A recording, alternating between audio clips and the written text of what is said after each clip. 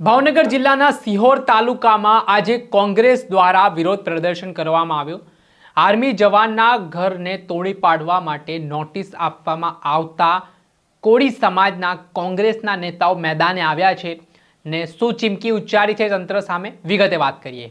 વૈષ્ણવજન તો તેને કહીએ જે પીડ પરાઈ જાનાને રે। દર્શક મિત્રો, નવજીવન ન્યૂઝમાં આપનું સ્વાગત છે। હું છું ફૈઝાન।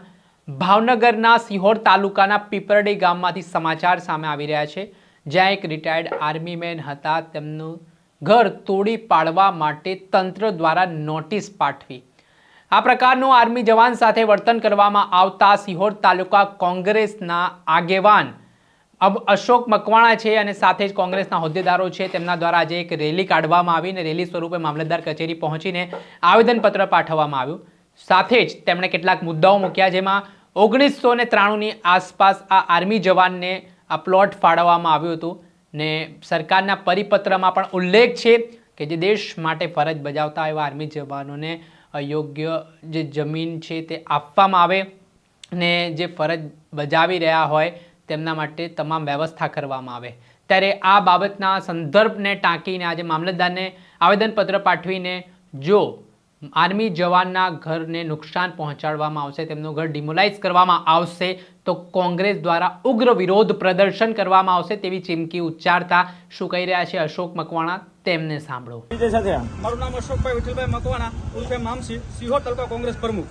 સિહોર તાલુકાનું પીપરડી ગામ 102 વિધાનસભાના મત વિસ્તારનું ગામ, ત્યાંના ધારાસભ્ય પણ કોળી છે અને સાંસદ પણ ભાવનગરના કોળી છે અને આર્મી મેન જે જવાન છે એ પણ કોળી છે। એ કોળી આર્મી મેન જવાનને નોટિસ આપવામાં આવી છે મકાન પાડવા માટેની। તો 2003નો સરકારનો પરિપત્ર છે કે જે રિટાયર્ડ કર્મચારી હોય એમને ગામમાં પ્લોટ ન હોય તો પ્લોટ આપવા જોઈએ। 1993માં આ જગ્યા એને થયેલી છે અને પ્લોટિંગ થયેલું છે। જે રિઝર્વ પ્લોટ પડ્યા હતા એમાં 12 પરિવારે, એમાં આર્મી જવાન પોતે પણ એમાં બાંધકામ કરેલું છે। એ સરકારની ધારાધોરણ ભરવા, પૈસા ભરવા તૈયાર છે, પરંતુ રાજકીય કાવા દાવા રાખી અને તાનાશાહીની ભાજપ સરકારના જે મરત્યાઓ છે અને હાલ શાસન કરતા તાલુકા પંચાયતના ચૂંટાયેલા સભ્યો બધા અને તાલુકા પંચાયતના ટીડીઓ, આમની નીતિ ખૂબ ખરાબ છે કે આર્મી મેનના જવાનને પણ નોટિસ ફટકારવા મજબૂર કર્યા છે અને સરપંચે નોટિસ આપી છે। એના અનુસંધાને અમે આજે મામલતદારશ્રી અને પ્રાંતશ્રીને આવેદનપત્ર દેવા આવ્યા છીએ। આવેદનપત્રની અંદર ઉલ્લેખ કર્યો છે કે અમને અને આર્મી મેન જવાનને કા પ્લોટ આપો અને કા પાકિસ્તાન લઈ જવા માટે વિઝા કરી દો, પાકિસ્તાન અમને મૂકી જાઓ, અમે પાકિસ્તાનમાં રહેવા તૈયાર છીએ, પણ આ તાનાશાહીની સરકારમાં રહેવા અમને તૈયાર નથી। અમે જે સરકારની ધારાધોરણ છે પૈસા ભરવા તૈયાર છીએ, પરંતુ કિન્નાખોરી અને રાજકીય રાખી અને આ ભાજપના શાસનના સરકારમાં રહેતા લોકોએ તાનાશાહી ખૂબ વધારી છે।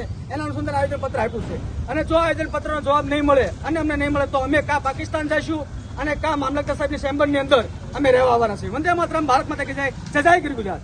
જે આપણે સાંભળ્યા હતા સિહોર તાલુકાના કોંગ્રેસના પ્રમુખ અશોક મકવાણા ઉર્ફે મામસી, તેમણે આ મામલે પ્રતિક્રિયા આપતા કહ્યું કે જો અમને ન્યાય નહીં મળે ને આ બાબતે તંત્ર આ નિર્ણય પાછો નહીં ખેંચે તો અમે મામલતદાર કચેરીનો પણ ઘેરાવ કરીશું ને ત્યાં રહેવા આવી જઈશું। આના જ કારણે રાજકારણ ગરમાયું છે। જોવાનું રહ્યું કે આ બાદ કોઈ સિહોર તાલુકાનું વહીવટી તંત્ર આ નિર્ણયને લઈને ફેરવિચારણા કરે છે કે કેમ।